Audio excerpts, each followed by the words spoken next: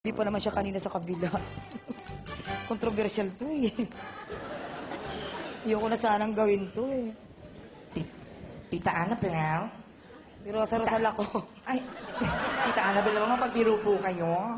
Tita Ano yun? Annabel? Ano yun, Dong? Yes, pwede po ba kayo ma-interview? Hindi na, Dong. Mangharabat ka na naman, Dong.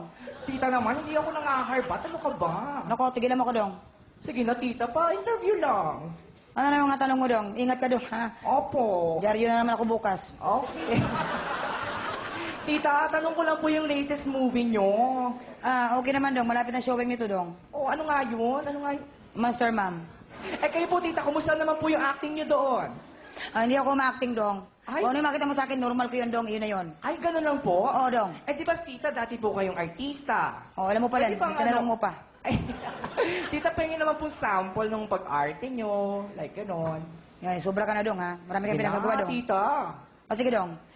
Nung araw, nung artista ko, Dong, para lang yan kay Eduardo, kaya ako nag-artista, Dong. Tsaka di ko maarte, Dong. Normal ko na yun, Dong. Kung ano na makita mo, yun na nga, di ba? Sinabi ko kanina. Meron ako isang eksena, hindi ko makalimutan, Dong. Ano po yun? Yung rep. Anong ref? Refrigerator? Ano yung shake, rattle, and roll? Rep sen. Rape scene po. Ano ba, tita? Oo.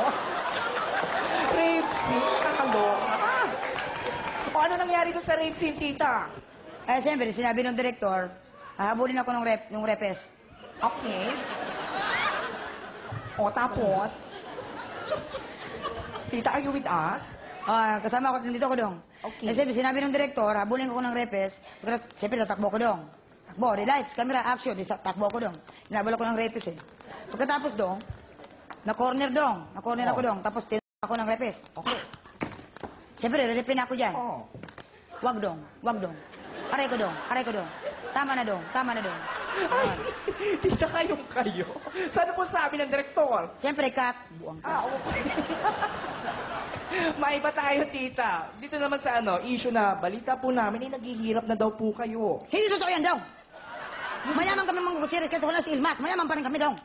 Ay, gano'n? Pagdating sa pamilya ko, yung ng ganyan, Dong. So, Hindi totoo yan.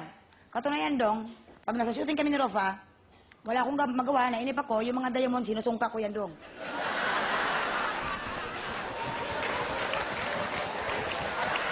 tita, yung tungkol naman po, siyempre, nalalapit na po ang eleksyon. Tatakbo po ba uli si Tito Eddie? Sinabi ko sa kanya, huwag na siyang tumakbo, Dong. Madala siya. Kasi nung tumakbo siya, natalo siya. Kasi doon siya tumakbo sa Istanbul. Sino boboto sa kanya doon?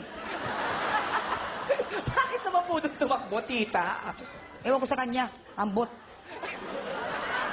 Tita, may iba naman tayo. Sa commercials naman po. Kumusta po yung mga commercials ng pamilya nyo? Ikaw? Okay po. Marami kaming commercials, Dong. Tulad po ng Marami, may mga gamot, may alak, may kung ano-ano, may mga pang-fried chicken, Dong. Palitan nyo lang ginamit sa kusina, mga ganun. Anong ginagawa nyo doon? Yung may sakit ang ulo? Yung monkey, Annabelle, mga ganun. Ganun. Tita, yung buong pamilya nyo po, yung mga lalaki, meron pong ini-endorse na alak. Oo nga, natuwa ako, Dong. Talaga Kasi po. buti na lang di sila naging alcoholic, Dong. Kayo po ba? Ay, hindi ako umiinom, Dong. Ay, ito. At tita, di ba isa po kayo ngayon? Ginagawa niyo po, talent manager kayo, di ba po? No, totoo O nasan yan. po yung mga talent nyo? Wala na, laos na sila. Bakit po? Siyempre, masumikat ako, Dong. Ay, oo nga, tita, sikat na sikat nga po ngayon. Sikat na sikat nga po kayo ngayon. Kasi po, may Ang issue dali mong po tanong, kayo. Dong. Dali Last mong na Dong. po ito. May issue po kayo. Ano po masasabi nyo kay Pokwang na ginagaya po kayo dahil sikat kayo? Sinabi ko nga dyan kay Pukwang. Pukwang, Day. Ako na lang gayahin mo, Day. Huwag na lang yung mga anak ko, Day. Kasi pagdating dito sa anak ko, Day, naku, ibang usapan na to, Day. Ba't di mo na lang gayahin si Aurora, mas kamukha mo pa yan? Tita, isa na lang po, napatawad na po ba siya, si Pokwang? Napatawad ko na si Pukwang. Siyempre, kung ang Diyos nga nagpatawad, ako pa kayang Bisaya lang. Ladies and gentlemen, Pokwang for Annabel Rampa.